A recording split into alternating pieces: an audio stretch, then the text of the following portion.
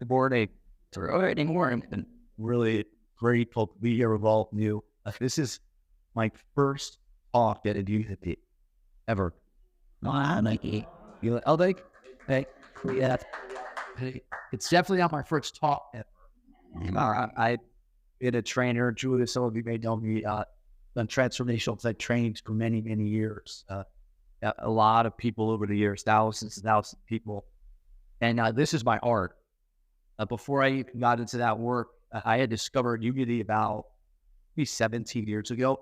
And I don't know if anyone else, I wish I discovered it growing up. I was like, where was this? You know, and I discovered it through Course in Miracles. So I'll share some of that with you today. And this was a month of miracles. So, you know, I've been talking about A Course in Miracles every week for almost 20 years, probably about 17 years of my life. Very impactful for me. I discovered Unity. People said, well, you should go to Unity. It's basically similar, same teachings, similar type teachings. And I went to Unity the Bay first time down in Miami and was really blown away. I was like, wow, that there were so many parallels. So my family, we go every Sunday to Unity Delray. And I'll share with you some of the Course Miracle stuff today. I want to go over some Unity principles. And, you know, my goal for you is to be inspired here, maybe have some maybe aha moments, or a lot of what I'll say you've probably heard before your way. You know, I'll share with you the Course in Miracles is a passion of mine. I still do a class every week. I call it the advanced class, where I read the entire book line by line and go over all of it with my students. So hadn't been with me for years doing it. It's passion of mine. I actually started traveling to India through very ironically grew up Christian. My mother was a Baptist, and a lot of crazy times, you know, growing up. I discovered spirituality, but it's on that equal circle back to pretty much where I started with Course in Miracles and Unity principles. And like you, I'm sure I find them very comforting, very powerful. The Unity teachings, I swear, Charles and Myrtle Fillmore knew Course in Miracles before the course was even around. I'm like, wow. It's a channeled work, you know, so it is somewhat controversial for people. But the woman who was the scribe of it was a doctor at Columbia University, New York. I've read it many, many, many times. There's no way that Helen Chuppin wrote that book. So there's that. I don't know what to tell people. I say I read it as though it's Jesus talking. Talking to you, because all lines are joined, right? We're all connected. In the daily word about togetherness, and that we're all connected. And there's a reason that we're all connected. We'll talk about that. Our minds are all connected, because we're one mind, section of the mind of God, ultimately. And the course was a lot in detail, very thick book, so I was not going to call all of it today. But I want to go over some of the principles. And my talk today, titled Miracles and Unity. So I wanted to do, when Julia told me you're doing the month of miracles, I figured, well, why not? When I was training to be a trainer, I did a thesis. I needed to write a thesis paper on parallel stations between the trainings I had done and Course Miracles. But I thought today, why not do parallels between Unity principles and Course Miracles for month of miracles? You up for that? Neat time here. Well, I'll keep you everything. We got about 20 minutes to dive right in. Keep coming the entire course in 20 minutes. Brother.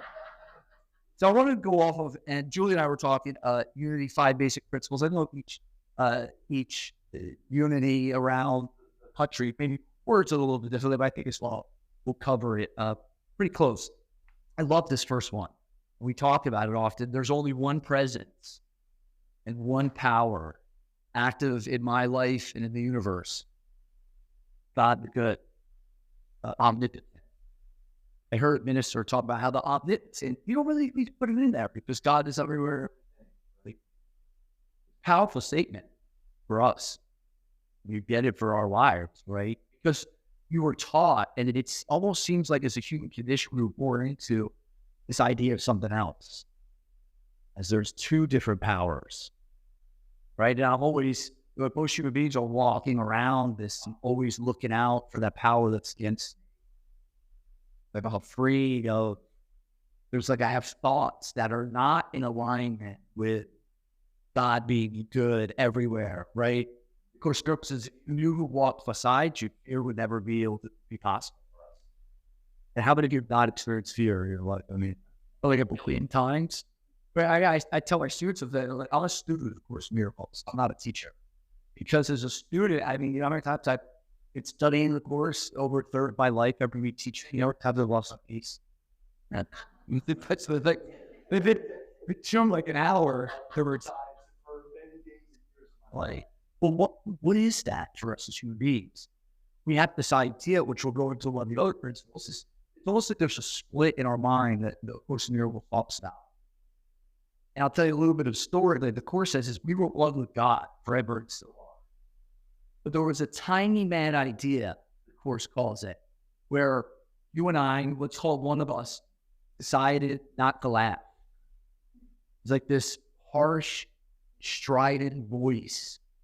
The Course called it the voice of the ego, right? All of the religions talk about it. You know, Satan, right? Satan. Kabbalah calls Satan as the opponent. There is an opponent in our awareness. When I was in India, I remember one of the teachers said, "There's a thief in your presence. It's constantly trying to rob people. Have you noticed that?" He's like, you start watching this thief. I'm like, I don't worry, man. I'm just starting to get robbed. And the voice of this ego, right, edging God out, speaks against God. You know that voice? I don't have to illustrate it too, but what is that voice? It's there's not enough. Not enough. Fear is real. You're alone, isolated forever. I mean, it sounds like hell. And it's in our thoughts. And what's really, really fascinating about it, you don't take my word, you don't need to this, you know in our own experience. When you lose your peace, let's say, you know that feeling? You've all experienced this sort of, right? Like, have you ever had those days where when you lose your peace, it's like everything is affected by it. Everywhere you go, everyone you talk to. So when you lose your peace and you feel disconnected from God, or I feel disconnected from God, it's literally a feeling of isolation. Of that there's a whole world out there, universe plus be over here on this body, right? It's scary. There's so much chaos and unknown in a world out there that seems like it's always trying to threaten me or rob my peace. That's how most human beings live. The Course called it the detour to fear through the eyes of the ego without God. So you talked about there's only one presence and one power. I love that he starts off with that because Course in Miracles starts off with something very similar. Of course, says nothing real can be threatened.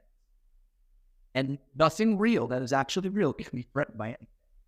So what you are, you and I, the reality that we are, cannot be threatened by anything in the world. I don't care about how chaotic it is. It doesn't matter for all of how, when you could have the appearance of your life falling apart. And it's still, there's only one presence and one power. I've asked this question now. The count's going up. I probably asked this question to 50,000 people over the years. And I'll ask the question. I'll say, raise your hand if one of the worst things ever happened to you turned out to be one of the best things. And almost everybody raises their hand. Raise your hand if that happened for you. You look around, right? So what that tells us is that there's an appearance of another power. There seems to be an appearance, but it's not. There isn't.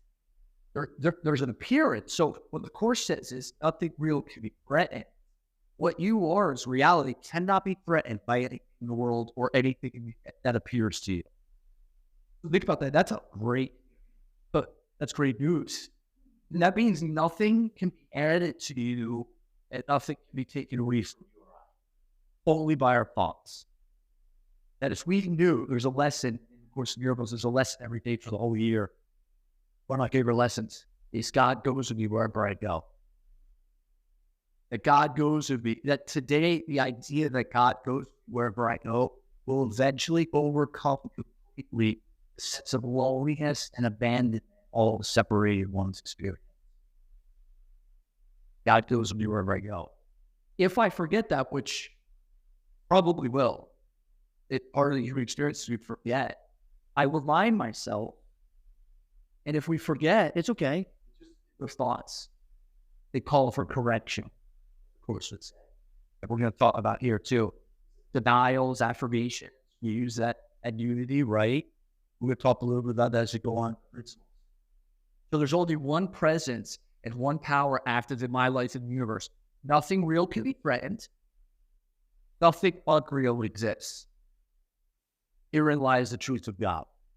Herein lies the peace of God. Now, when I read that the first year, I went,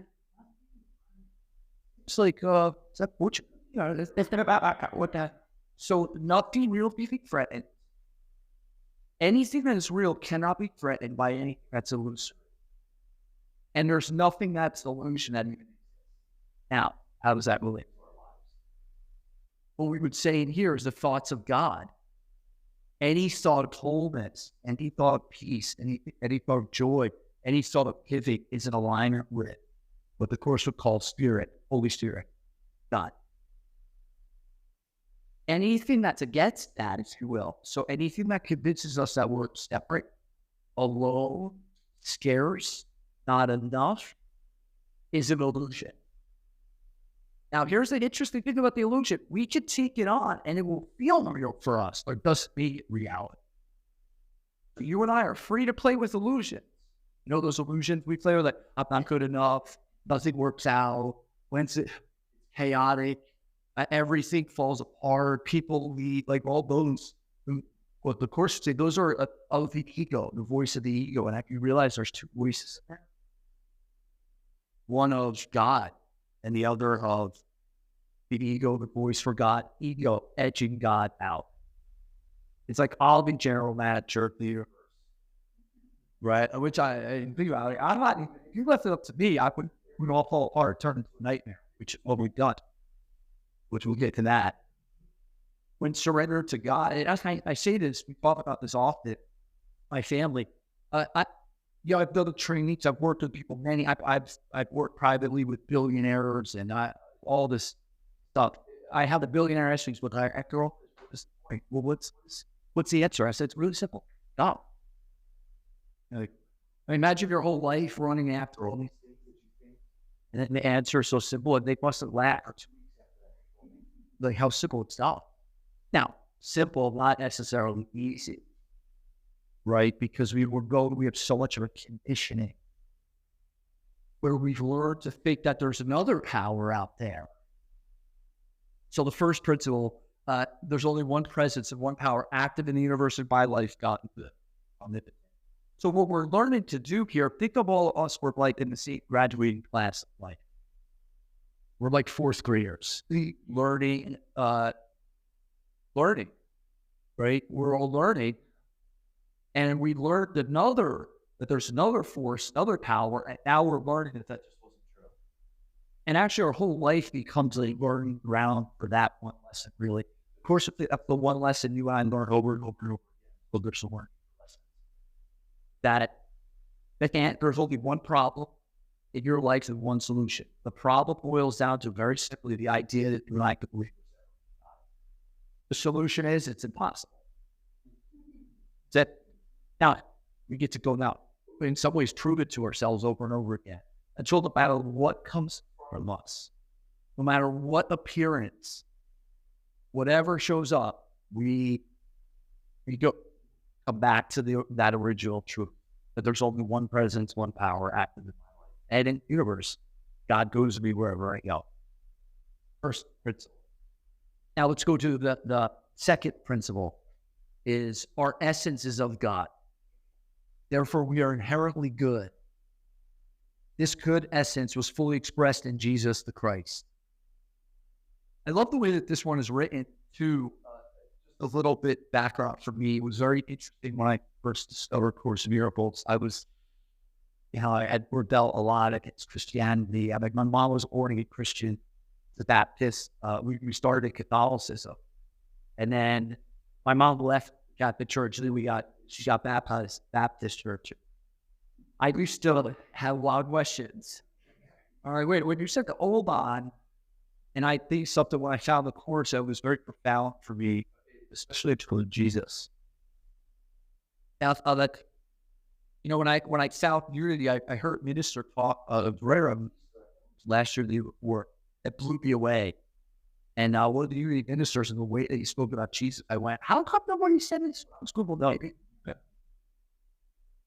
And of course, miracles, basically, Helen Chuck and her voice, the voice of this, of course, miracles take notes. And she was very resistant, probably for almost the whole entire time scribing. She was raised as she's Jewish growing up, was fascinated with Catholicism, Jesus, but never got fostered. She got baptized and gave the wrong name for her last name and just left the church. Embarrassment. Very interesting is what Jesus said to her. She said, who is this? And the voice said, this is Jesus. And I know that itself can be controversial for people. For me, at first, I was like, Well, it was very fascinating. She was a psychologist. She said to me, why'd you pick me? He said, do you do it? And one of the things he says in the course is that, and he does say this in the Bible also, it's in the Bible, is that there's no difference of the things I've done, you will also do. So it's very interesting. In the course, he sets himself up as like a brother, almost like an older brother that got the curriculum first. That curriculum of what he calls it, they call it the course of the atonement, at 1 minute, waking up to the healing, the miracle. He's like the older brother that stands at the end for us. That's how the course, and it was very comforting for me, that part. Our essence is of good, of God and of good. Actually, I said this earlier, your being, there is no stain or blemish that's possible in your being. It's only through thoughts. That's why let's talk quickly about what a miracle is. There's some controversy, even in Course of Miracles, what a miracle is. They originally tried to say that a miracle is a shifting in our mind from fear to love, or ego into spirit, Holy Spirit. Actually, we're very fortunate. It's all palatable regional notes. I've read all of them. What the miracle is not just the shifting from fear to love, but also an expression of love out in the world of your life. A miracle is a demonstration. Anything that comes from love, of course, is miracle. But you and I are led very specifically in our lives to demonstrate miracles. You have it. Each of our curriculum is totally unique for us. If you just think about your life right now, who are the people maybe you get to practice forgiveness with? What are the situations or events that are triggering fear for you? What are maybe the extended elevator or loving hand to a neighbor? No, that's all an act of demonstrating miracles. So when we come here to our essence is of God, therefore we are inherently good. This God essence was fully expressed in Jesus Christ. Interesting, the Course says some of the greatest teachers of Course miracles never even discovered the Course. They learned how to teach forgiveness instead of condemnation. That we learn how to see and I accept all things exactly as they are. Because I don't know what anything inherently is or what it's for or what it needs. But the Holy Spirit can show me. What puts us at this place, going back to the people I've worked with over the years, when people have God in their life, when they have God in their life, it's like we truly have faith. See it on their face. See it in a softness. When people are relying on themselves to just be the director of the ship, Emmett Fox wrote a great, there's Emmett Fox with turning to gold, something like that. But anyway, Emmett Fox, no, not Emmett Fox, well, but there's quotes. One of Emmett Fox is that he wrote great is that God is still in charge, still the captain of the ship. No matter how bad things to go, God is still captain of the ship. And for me, there's no greater feeling. There's that feeling of surrender and not I will, thy will. I think there's something that Jesus said to Helen in the scribal course that never made it into a Course in Miracles. She was writing something down one day and said, regarding someone, saying a prayer, if you'll tell me what to do, I'll do it. But she slipped up. Freudian slip. Well, she's a Freudian psychologist. And her slip up was, if you will tell me what to do, I will to do it. One of the things Jesus said is actually to underline that. He said, I'm going to change it for you even one more time. If you will tell me what to do, only that I will to do. Which now means I have aligned my will with God's will. And then what he said to Helen was profound after that. He said, this is the way that leads out of the desert forever.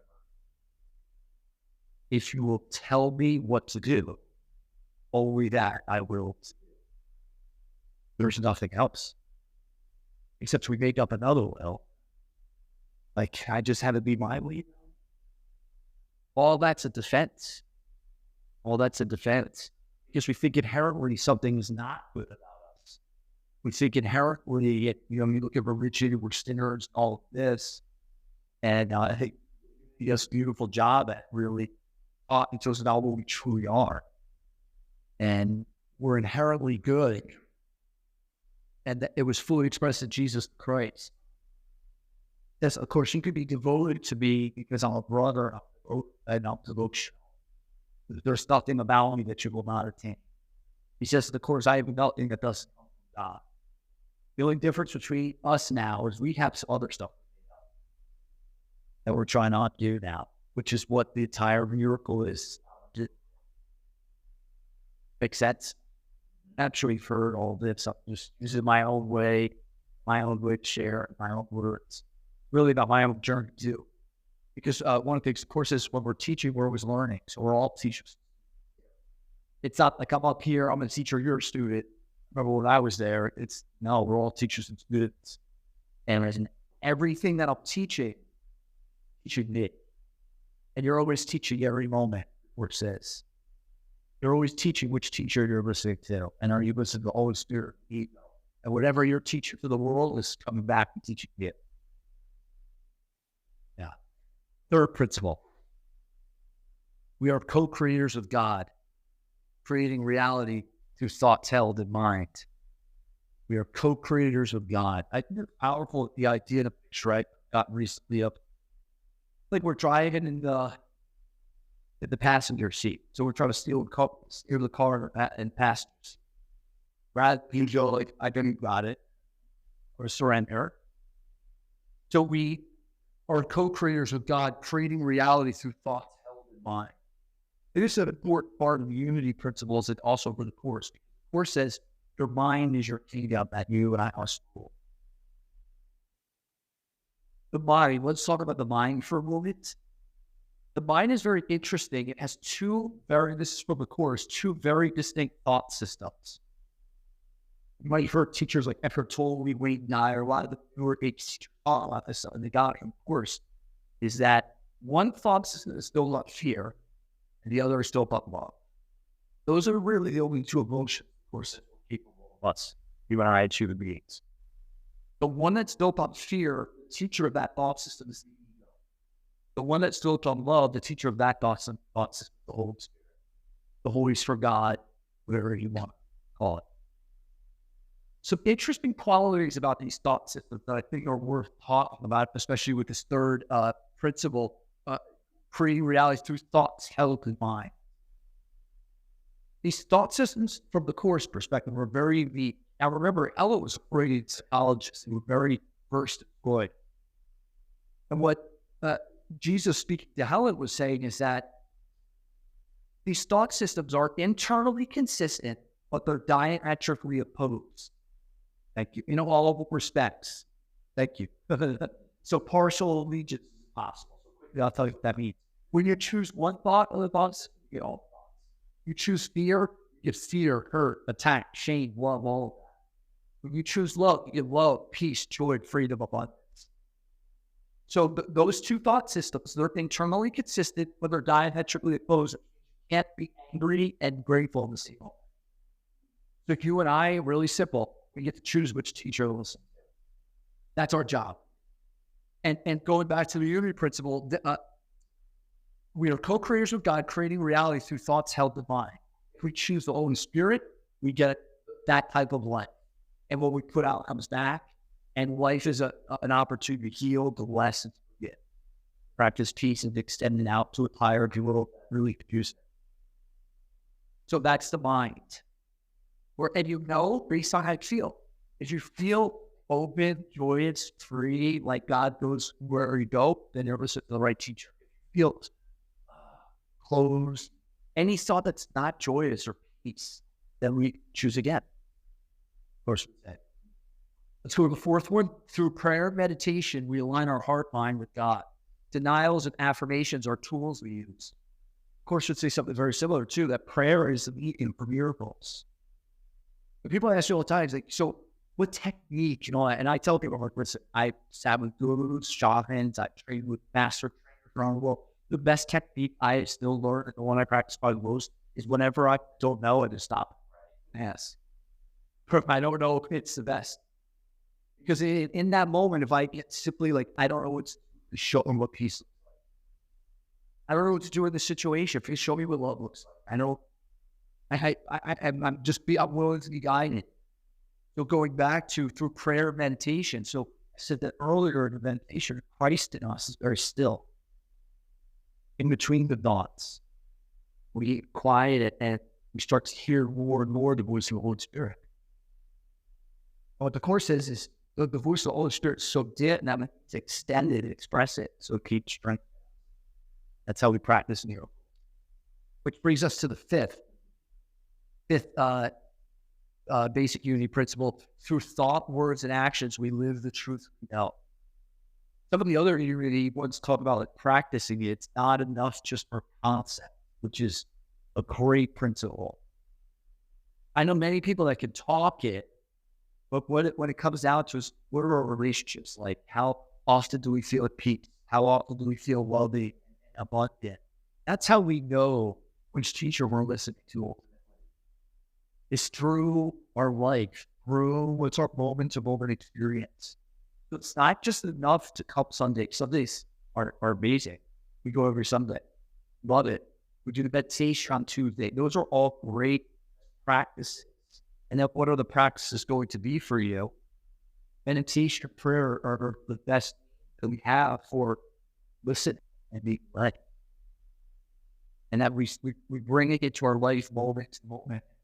Through our thoughts, our words, and our actions. So we're lining our mind and our thoughts up with our words and our actions, that we're all in alignment with the Holy Spirit teaching of God, and without bringing it to our lives. And we bring it in moment to moment through our experience. And that's ultimately, I would leave us with this thought, is that's what our lives are for. That I came here, you, not just like me or this person, you came here to be the light. We all did. So now we get to remind ourselves, and ending where we started together is the beauty of people coming together with our eyes only closed out, becomes very powerful.